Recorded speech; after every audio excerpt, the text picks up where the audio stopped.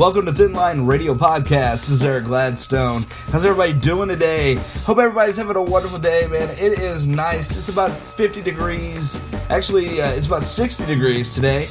Sun's shining, winds are blowing. It's a nice day. For me, I've had the last few days have been pretty busy.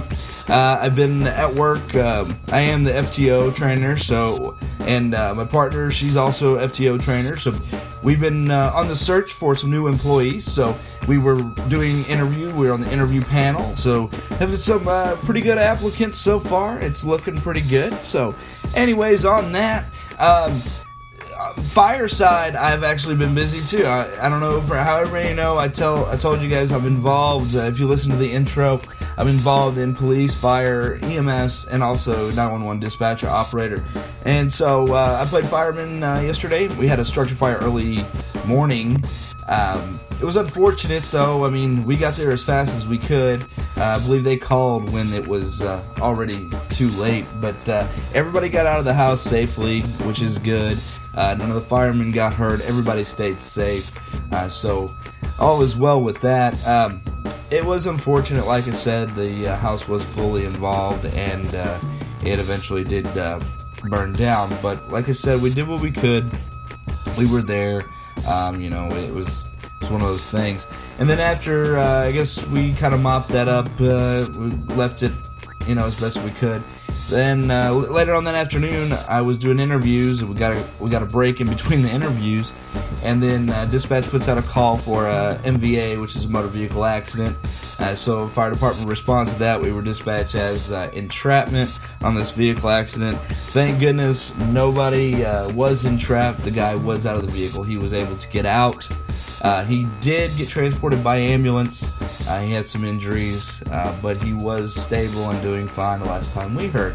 Is what had happened. He was driving on the highway, coming around a curve pretty quick, I would assume, is what it looked like. The vehicle went off the road, rolled down an embankment, flipped over a fence upside down. And like I said, he was able to get out of the vehicle, so we didn't have to cut him out with the jaws of life, which is always good. But we did end up doing traffic control for about 2 hours. And then after that was over, I had an interview at 5 o'clock. So I come back, I changed back into my interviewing clothes, back into my uniform for work, for dispatching, and then we proceeded with the interview. So I hope everybody is doing good. Everybody's having wonderful days and all that, staying positive. I hope you guys liked the last episode. It was more or less about the call center, so if you haven't heard that one, go ahead and check that out. It's online, it's on iTunes, it's on Twitter, Spreaker, Stitcher Radio, all the above. So, want to hear your feedback, of course, as always. Shout out to Annoyed Dispatcher again. They did retweet the last episode. Greatly appreciate that, guys. Loving your page. It always cracks me up, some of the pictures and some of the funny things that they post on there, as well as the other dispatch pages that are following now. Greatly appreciate it. Love the support. If you do like these, make sure you do like and subscribe to them, especially on iTunes. Feel free to download these. So, what we're going to get down into today is a call that I took. Me and another one of my partners that was actually in training at the time. Was a plane crash or plane accident that was. It turned out really well, but the crazy part was that we have never had a plane crash anywhere as far as on the lake, how this happened. Several years ago, there was an air ambulance. This is very unfortunate. It just was a bad deal. Air ambulance, we did have an airbag crash in our county. That was handled by our dispatchers, but we've never had a passenger plane, like a small Cessna type plane or anything like that crash. So we're going to get into that. I want to share that story with you guys. Hopefully you guys find that pretty interesting. As always, make sure you give us feedback. Let me know what you think about this. More to come. Hey, and also, a little bit of update before I get into it too much. I am working on getting some better audio equipment.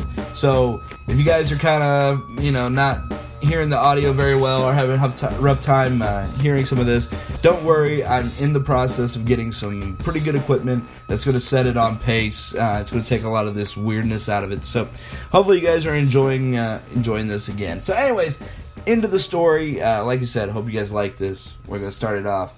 So yeah, we're at the dispatch center. I'm actually help training a new employee.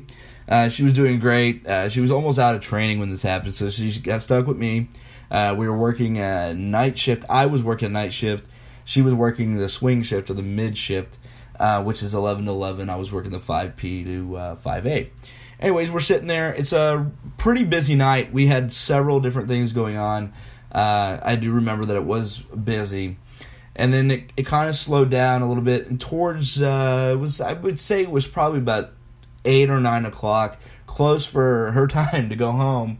We were just sitting there, and the phone goes off. We get one call, and a guy calls. He said, "Hey, there's kind of a weird sound. It doesn't sound right. It looks like we're seeing an airplane in the air. Might be having some trouble. It's over in this area." And I'm like, okay. I don't try to take many things for granted, but airplane looking like it's going down and actually sending a response at that time. I mean, I didn't really have anywhere to send them, so I did notify the sheriff's department, and I said, "Hey, look, I've got a call.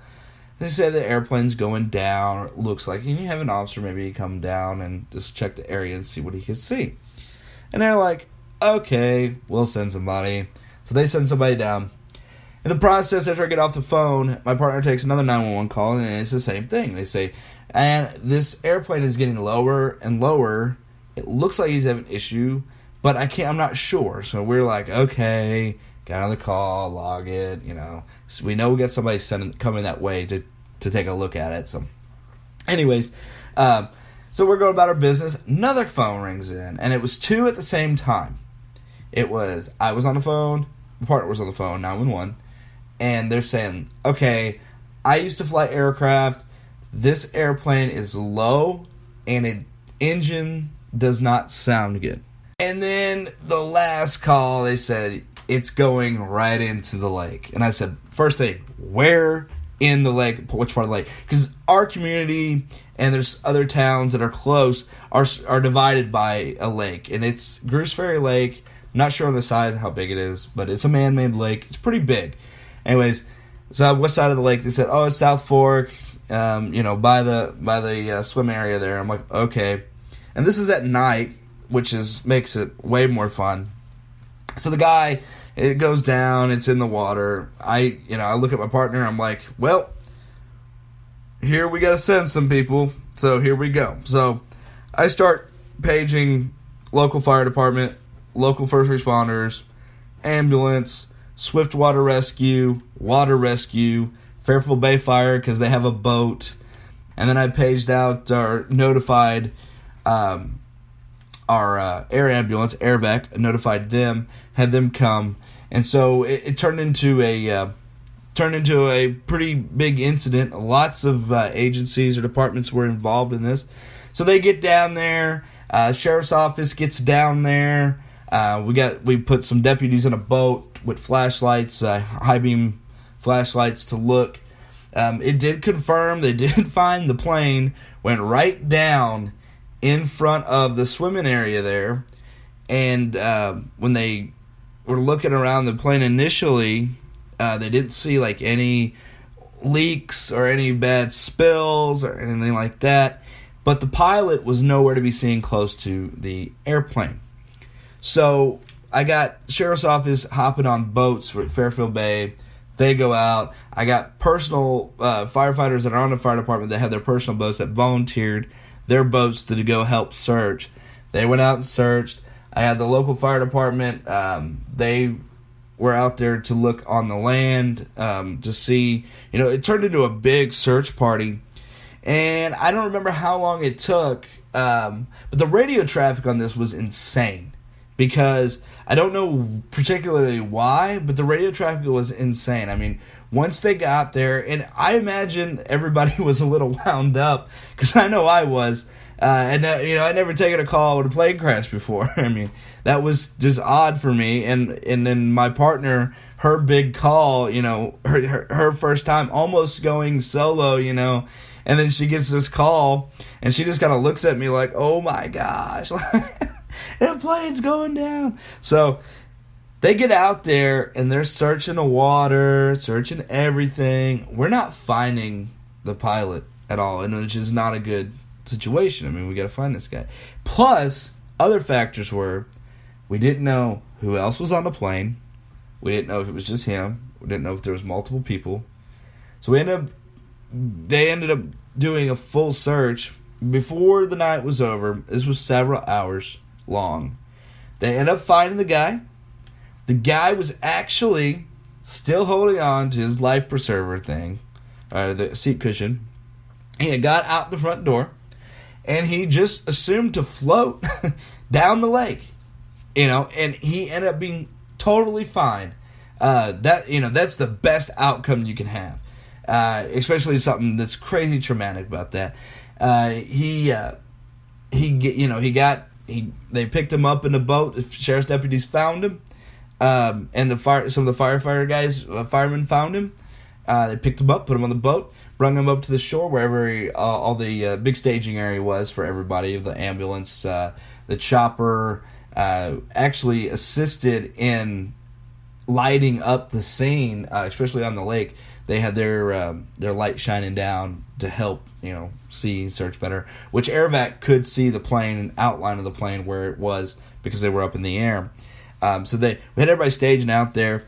They get the patient, the gentleman up there to the ambulance. He gets checked out, and he declined transport. They treated him, gave him a blanket, heated blanket, and just kind of coddled him for a little bit. But after that, he said he was fine. He just needs somebody to drive him to a hotel room, and he could handle that. And so sheriff's deputies loaded him up, took him down to the Best Western in Clinton, and I believe he stayed there for the night until he figured something out. But anyways, we found out what happened and why the plane went out, and as you could only guess, the guy just ran out of gas. So his story is that he was trying to fly to Heber Springs. However, he got to Heber Springs, and something with his electronic, his radio, because they turn their lights on. I'm not 100% sure how this really works, but I do know this is how they do it at Clinton Airport. They turn to a frequency on the radio, and they click the mic so many times, and that turns the lights on at that specific airport. Well, anyways, at Heber Springs Airport, it was unable to work, or it wasn't working properly, so he couldn't see the runway to land. So what he tried to do is he tried to double back from Heber to fly to Clinton Airport, which is the next closest airport between there. I mean, these are not like big airports. These are just like grass landing. Clinton's is paved, but they're just like private. And so he tried to go from Heber to Clinton, and as he was getting to Clinton, he's got to come right over, our area, and he noticed it was running out of gas. He said he had two choices. He said he had a choice between ground or water, and he felt that water was the best option. So the way he landed the plane in the water, just perfectly, I don't know how he did it, but he had good control. He landed it. He got out the plane, grabbed the seat, and just floated down the lake. I mean, it took us a little while to find him, but we did find him. So that was kind of how that happened. The next day, we had rescue squad go back out there, our heavy rescue squad, specialty, a dive team. All of them went out there. I believe AirVac didn't come back out. It was just a heavy rescue. Went back out there, dive team, and they come out, some private company come out to get the plane. When they salvaged the plane, it was still in good condition. The wings or nothing was broken off of it. The only problems with it were impacts to the wheels on the bottom, and then the engine where the prop was completely damaged underneath of it. But the wings, everything was still assembled just fine. So the guy was really happy about that. He said that he would have been able to repair that no problem. So it was really crazy. I can't really express, how nuts it was, but we were just right in the room, just right there, and then all of a sudden we get in report, and we didn't take it lightly. I mean, we did notify somebody to at least be in the area to try to prepare for this, but the sheriff's office, the deputy was pretty far out. He was on his way, but we got these calls are just coming in so fast, and, we're just like, plane crash, where, as a dispatcher, you are never prepared for everything. So there's always something that's going to get you as far as, all right, we got to think outside the box because there's no black and white for plane crash. This is exactly what you do every single time. So, I literally am sitting there with a notepad, plane crash, wrote plane crash on the top. Then I'm writing response, police, fire, EMS, rescue, writing down all my entities who I'm sending. My partner's doing the same thing. I page it out. She's calling. She's notifying. It's only two of us working. Plus, we got our own local law enforcement running traffic in the middle of this, trying to handle that, trying to handle this, trying to talk to these people on the phone that are giving us these good reports that we're just like, oh, this is nuts. It's crazy. So, it was a crazy call. It was a very odd call, especially for our area. It was just interesting that we had this plane happen. But like I said, I'm glad everybody was okay. Everybody was fine. The guy was fine. I imagine he was probably aggravated. But we ended up calling FAA. They gave us a rundown on what we're supposed to do. They told us all the paperwork we needed to have for them, recordings. We needed to call the Clinton airport and find out what the conditions were for that day. I didn't know that was a thing. But now we kind of know what to expect if this had ever happened again. So I always go by policies and procedures are invented from bad encounters or bad incidents. That's kind of how it goes. So anyways, it was an intense call. It was quite interesting, and now me and my partner can talk about it. Say her first call was a plane crash. Her first big call, anyways, was a plane crash. So it's not like we brag about it, but it's interesting to know who's got certain calls and who's had what experience. Like I said, it was pretty wild. It was an oddball call, but I hope you guys liked it, enjoyed that story, enjoyed that call. It's just one of those things. I can't express how much I love what I do and, how much I love the job. And I know being a dispatcher, for all the dispatchers that are listening to this, you understand how it's not always black and white. You have to go outside of the box. You have to go to these things and see all angles of it. And if you can't see all angles of it, you have to dig to find the angle you're looking for, or at least cover that specific thing that's happening. Get all the response out there that you think you need, or overkill send. When in doubt, send them out. Send as many people as you want, because it's easier to cancel than it is to need somebody and not have them there. So, anyways, guys, Eric Gladstone, Thin Line Radio Podcast. Hope you guys liked it, enjoyed it, love this episode. This is episode number 5, so we're moving along. Trying to make this really awesome for you guys, interesting. Like I said, always send me your feedback. Email me, egladstone@yahoo.com. And then you can also tweet at me, at Thin Line Radio on Twitter. That's always available. And so I'm thinking about putting up a Facebook page. Let me know what you think about that. I figure that would probably be pretty cool. Think about putting a Facebook page up so everybody can listen on Facebook, or you can share on Facebook with you. So anyways, once again, this is Eric Gladstone with Thin Line Radio Podcast. Good morning, good afternoon, and good night. We'll see you guys. Have a good one.